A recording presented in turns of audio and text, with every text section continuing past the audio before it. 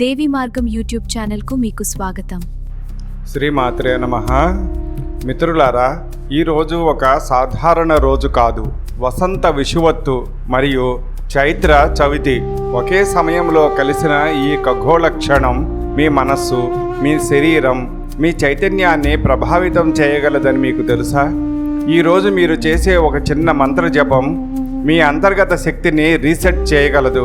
ఈరోజు సూర్యుడు భూమధ్య రేఖకు సరిగ్గా ఎదురుగా నిలుస్తాడు. దీనినే మనం వసంత విషువత్తు అని అంటాము.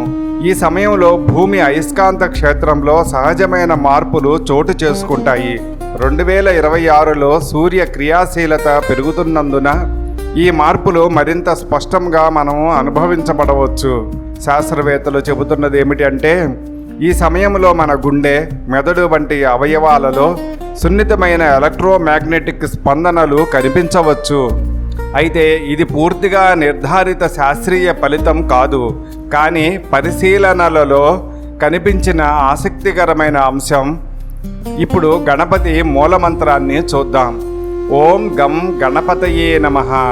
ఈ మంత్రంలో గం అనే బీజాక్షరం ఒక ప్రత్యేక ధ్వని ప్రకంపనను సృష్టిస్తుంది. ఈ ధ్వని మన నాడీ వ్యవస్థను శాంతపరచటంలో పరోక్షంగా సహాయపడుతుందని అనుభవపూర్వకంగా చెప్పబడింది.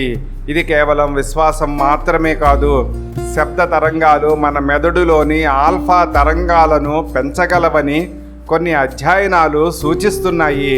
మన శరీరంలో సూక్ష్మ స్థాయిలో అయస్కాంత స్పందనలను గ్రహించే నిర్మాణాలు ఉన్నాయి అని కొన్ని పరిశోధనలు సూచిస్తున్నాయి. మంత్రోచ్చారణ సమయంలో శ్వాస సర్దుకుంటుంది, హృదయ స్పందన స్థిరపడుతుంది, ఒత్తిడి తగ్గుతుంది. దీంతో మనస్సు ప్రశాంతంగా మారి ధ్యాన స్థితికి చేరుకోవడానికి సులభమవుతుంది. ఈ అనుభవాన్ని ఋషులు వేల సంవత్సరాల క్రితమే గమనించారు.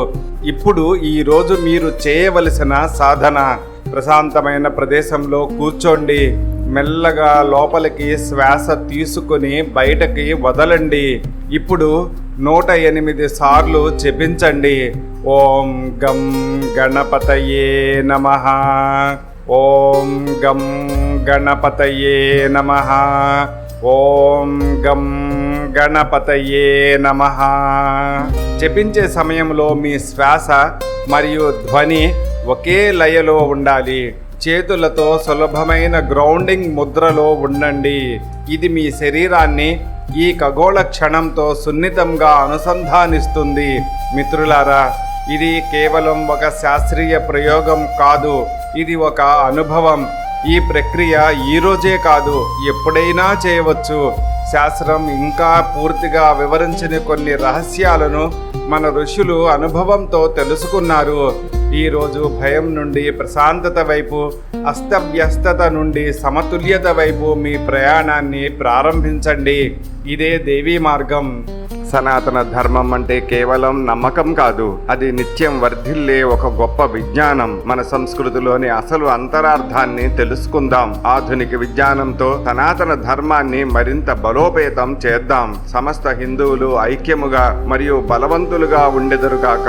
మా ఈ ధర్మ ప్రచారంలో భాగస్వాములు కావడానికి దేవీ మార్గం కుటుంబంలో చేరండి. మా దేవీ మార్గం ఛానల్ కి సబ్స్క్రైబ్ చేయండి. ఇన్స్టాగ్రామ్, ఫేస్బుక్ లో ఫాలో చేయండి. మా వీడియోలను లైక్ చేసి షేర్ చేయండి. కామెంట్ చేసి అమ్మ అనుగ్రహం పొందండి.